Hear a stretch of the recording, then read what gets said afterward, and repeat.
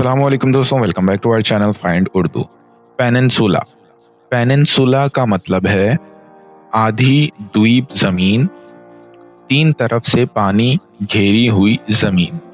Peninsula एक ऐसी जमीन होती है जो तीन तरफ से पानी से घिरी हो और एक साइड से जमीन से जुड़ी हो, जैसे Arabia peninsula. Italy is a famous peninsula in Europe. Italy Europe का एक मशहूर पेनिनसुला है। तो दोस्तों, पेनिनसुला का मतलब है तीन तरफ पानी और एक तरफ जमीन से जुड़ी हुई जगह। उम्मीद है अब आपको पेनिनसुला का मतलब समझ में आ गया होगा। मिलते हैं नेक्स्ट वीडियो में। शुक्रिया।